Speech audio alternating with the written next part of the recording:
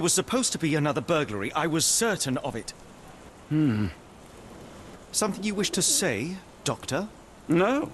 Well, only that you have a remarkable faculty for deduction and pattern recognition.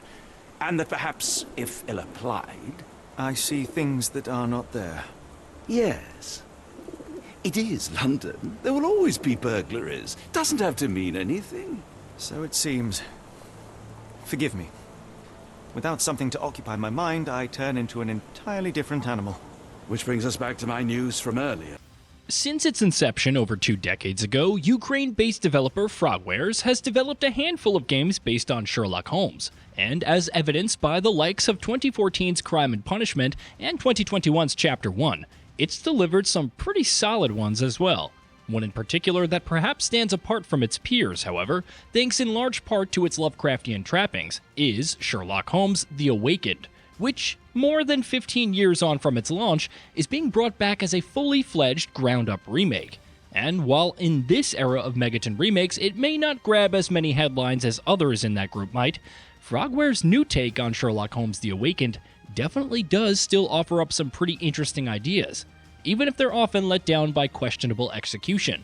Are you familiar with Mr. Barnes? Yes. No, not really.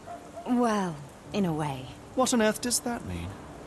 Sherlock Holmes: The Awakened is what you get when you blend a Lovecraftian story with, well, a Sherlock Holmes mystery. That is, in a nutshell, the elevator pitch here, and it's one of the games that pulls it off rather well. Starting out in a fairly grounded manner and setting off the famous duo of Holmes and Watson on what ordinarily seems like an intriguing but relatively ordinary kidnapping case, the game's story eventually unveils that there's way much more going on.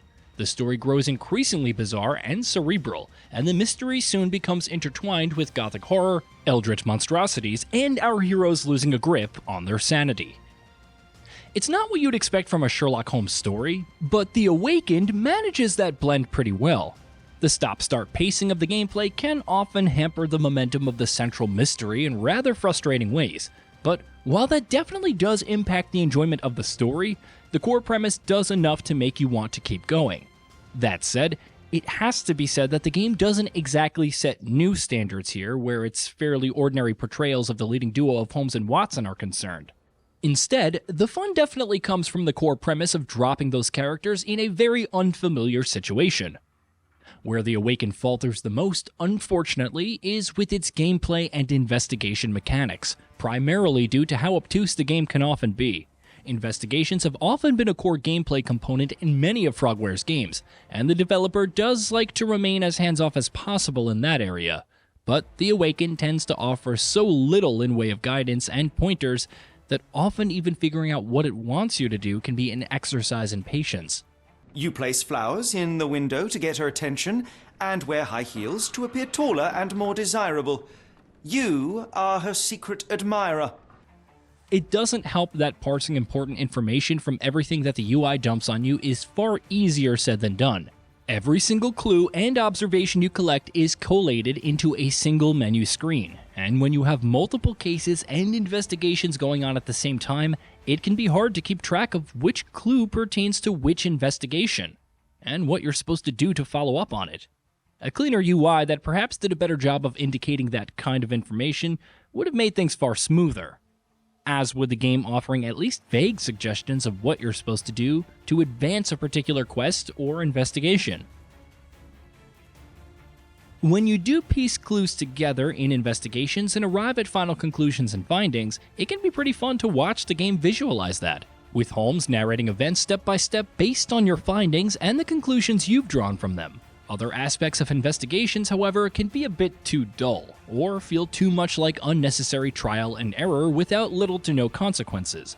For instance, when you're in the Mind Palace and are connecting clues, it feels like cursory trial and error with very little actual calculative investigative work taking place. In conversations, meanwhile, presenting evidence to NPCs to gain new information also ends up feeling little more than crossing items off of a checklist.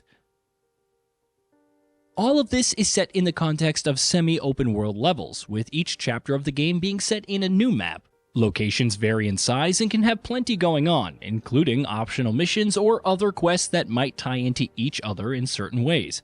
However, the majority of your time is spent going from place to place and engaging in the aforementioned aspects of gameplay, conversations with NPCs, investigating scenes and locations, and piecing together clues. Often that's fun, but just as often it's tedious. Navigating the areas is also often an inconsistent experience. While some of them can be quite visually intriguing, especially later on in the game, others feel less so. The map being surprisingly uninformative, meanwhile, is not only yet another example of the game's lackluster UI, it also makes it hard to get around areas themselves, which tend to be poorly signposted. Given how meandering all of that makes the gameplay experience, the pacing definitely takes a hit in Sherlock the Awakened. Between wrangling with the game's obscurity and going from location to location to engage in mechanics that are often not that engaging, you may find yourself very frequently left frustrated at not being able to make progress in the story, which is the part of the game that is the most appealing and consistently engaging.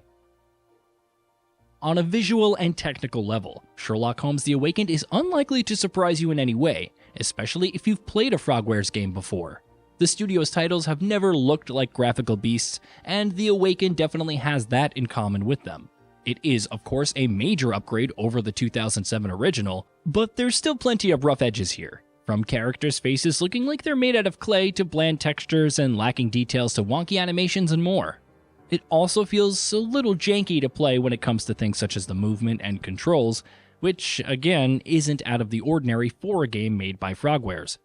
It is worth keeping in consideration, however, that the studio, which is based in Ukraine, has obviously been working in some very tough conditions while this game has been worked on, which, incidentally, is a period that spans just a single year.